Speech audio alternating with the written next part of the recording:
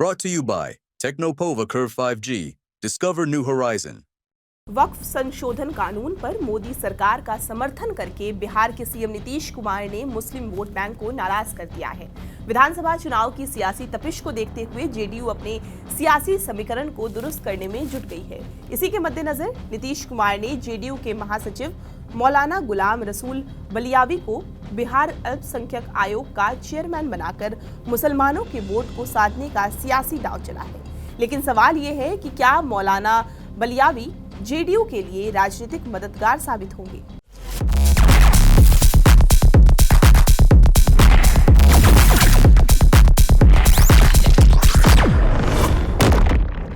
बिहार की नीतीश सरकार ने गुरुवार को राज्य अल्पसंख्यक आयोग का पुनर्गठन किया। एक अध्यक्ष, 2 उपाध्यक्ष और 8 सदस्यों की नियुक्ति की गई। अल्पसंख्यक कल्याण विभाग के सचिव सोहेल ने आयोग गठन की सूचना जारी की है। सीएम नीतीश कुमार ने अल्पसंख्यक आयोग का ऐलान ऐसे समय पर किया जब पीएम मोदी बिहार दौरे पर थे और विधानसभा चुनाव का आगाज हो गया है। इस तरह नीतीश ने मुसलमानों को ही नहीं बल्कि सिख और जैन समुदाय को भी साधने का दांव चला है। नीतीश सरकार ने 11 सदस्यीय बिहार अल्पसंख्यक आयोग का पुनर्गठन किया। जेडीयू के महासचिव और मुस्लिम चेहरा माने जाने वाले मौलाना गुलाम रसूल बलियावी को अल्पसंख्यक आयोग का अध्यक्ष नियुक्त किया, जबकि लखविंदर सिंह और मौलाना उमर नूरानी को आयोग का उपाध्यक्ष बनाया।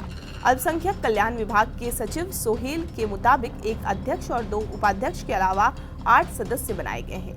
आयोग के सदस्य के तौर पर मुकेश जैन, अफरोज खातून, अशरफ अली अंसारी, शमशाद आलम, तुफैल अहमद, शिशिर दास, राजेश जैन, असफर शमसी की नियुक्ति की गई है। नीतीश कुमार ने अल्पसंख्यक आयोग के पुनर्गठन के जरिए अपने समीकरण को दुरुस्त करने का दांव चला है। अल्पसंख्यक आयोग की बागडोर मुस्लिम समुदाय को सौंपी गई है तो उपाध्यक्ष की कुर्सी सिख समाज के नेता को दी गई है। 11 सदस्यीय कमेटी में 7 मुस्लिम, 2 जैन, 1 सिख और 1 बौद्ध को रखा गया है। इस तरह से पूरे अल्पसंख्यक समुदाय को सियासी संदेश देने की कोशिश नीतीश कुमार की अगुवाई वाली एनडीए सरकार ने की है। अब बात कर लेते हैं कि बिहार में अल्पसंख्यक आबादी कितनी है। तो इस्लाम 17.70%, जो कि करीब 2 करोड़ से ज्यादा है। ईसाई 0.05%, जो कि 75,000 से ज्यादा है। सिख 0.11%, 14,000 से ज्यादा। बौद्ध 0.85%, जो कि 1,11,000 से ज्यादा है। और जैन समुदाय जो कि 0.0096%, यानी 12,000 से ज्यादा। बिहार में जाति सर्वे के मुताबिक अल्पसंख्यक समुदाय की आबादी करीब 19% के करीब है, जिसमें सबसे ज्यादा मुसलमान हैं। इसके बाद सिख, बौद्ध और जैन समुदाय की आबादी है। ऐसे में नीतीश कुमार ने जिसकी जितनी आबादी उसकी उतनी हिस्सेदारी के फॉर्मूले पर आयोग में नियुक्ति की है।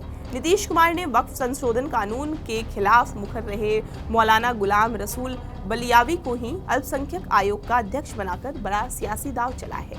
गुलाम रसूल बलियावी बिहार में मुसलमानों के बड़े नेता माने जाते हैं। वे वक्फ संशोधन विधेयक के खिलाफ जेडीयू में रहते हुए भी आक्रामक तेवर अपना रहे हैं। संसद में वक्फ बिल पास हो गया तो बलियावी ने नाराजगी जताई थी। उन्होंने कहा था कि संसद में सब नंगे हो गए हैं, अब सेकुलर और कम्युनल में कोई अंतर नहीं रह गया है। सीएम नीतीश कुमार ने मौलाना बलियावी की नाराजगी को दूर करने के लिए मुसलमानों को साधने की कवायद की है। इसके साथ ही मौलाना उमर नूरानी को उपाध्यक्ष बनाया है। इन दोनों मौलानाओं का बिहार में अपना सियासी आधार है। मौलाना बलियावी बरेलवी मुस्लिम हैं तो मौलाना उमर नूरानी देवबंदी फिरके से आते हैं। इस तरह से मुसलमानों के दोनों फिरकों को साधने के साथ साथ अशराफ और पासमानदा के बीच बैलेंस बनाने की कवायद की है। बिहार में करीब 17.7% मुस्लिम आबादी है, जो सियासी तौर पर काफी अहम माने जाते हैं। राज्य के कुल 243 विधानसभा सीटों में से करीब 48 सीटें ऐसी हैं जहां मुस्लिम वोटरों का रोल काफी महत्वपूर्ण है। मुस्लिम आबादी 20 से 40% या उससे भी ज्यादा है।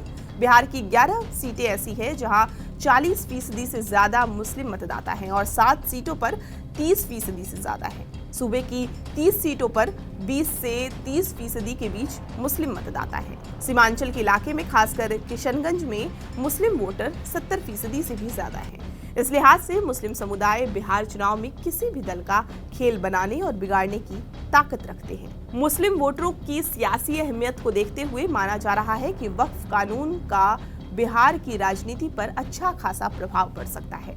वक्फ बिल संसद में पास कराने में अहम रोल नीतीश कुमार की जेडीयू का रहा था। मुस्लिम समुदाय का मानना है कि नीतीश कुमार अगर नहीं साथ देते तो मोदी सरकार वक्फ बिल संसद में पास नहीं करा पाती। इस बात को लेकर मुस्लिम संगठन लगातार जेडीयू के खिलाफ सियासी माहौल बनाने में जुटे हुए हैं। इसके चलते ही नीतीश कुमार ने जेडीयू के मुस्लिम चेहरा माने जाने वाले गुलाम रसूल बलियावी को कैबिनेट मंत्री का दर्जा देने का दाव चला।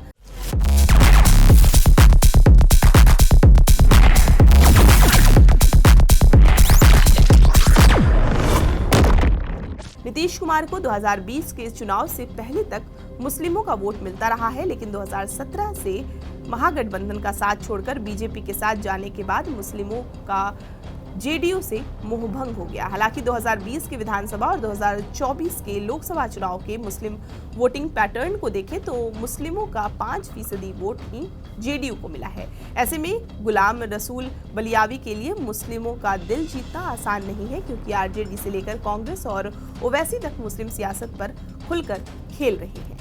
आपको ये पूरी जानकारी कैसी लगी हमें कमेंट करके जरूर बताएं और बिहार की तमाम खबरों के लिए आप हमारे साथ बने रहें और देखते रहें TV9 Bihar Jharkhand. Brought to you by Technopova Curve 5G. Discover new horizon.